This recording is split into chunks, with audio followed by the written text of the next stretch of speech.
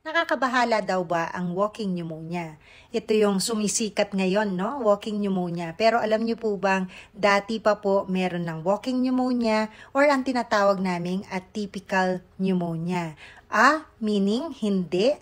Atypical, hindi siya typical. Ano ba itong hindi typical na ito?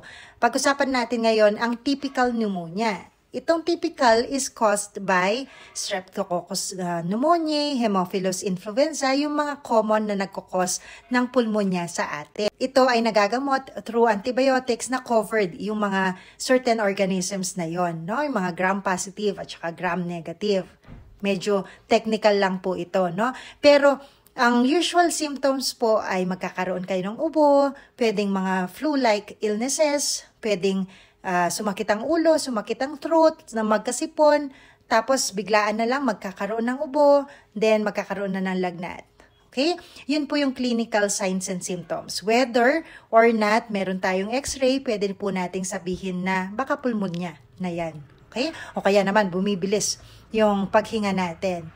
Ngayon, ang atypical pneumonia, pwede po siyang may ubo na matagal, kaya lang walang lagnat. At minsan naman, may mga body aches lang tayo, ganon. Usually, hindi siya na-cover ng mga antibacterial na dati naman ginagamit natin.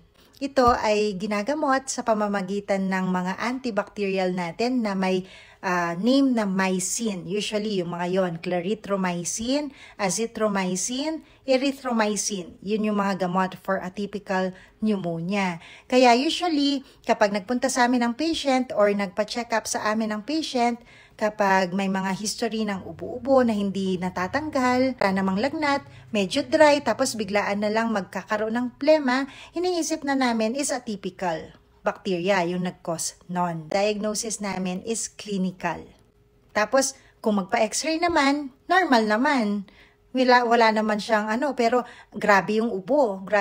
Iti-treat na namin siya as atypical pneumonia. Matagalan din na pag-ubo, pwede rin siyang maging tuberculosis, pwede ring allergies, kasi lalo na, no? Ngayon, ang panahon natin, paiba-iba. Sudden changes of temperature, sudden changes of weather can cause allergic reactions, including na doon yung rhinitis natin. Pwedeng mag-ubo-ubo or magsipon-sipon dahil nagka-allergy tayo sa panahon.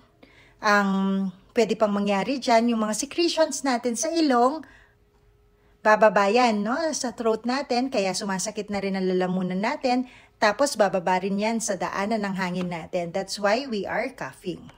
Yan lang po. So, hopefully, wag po kayong matakot kapag inuubo po kayo. Magpa-check up lang po kayo kaagad.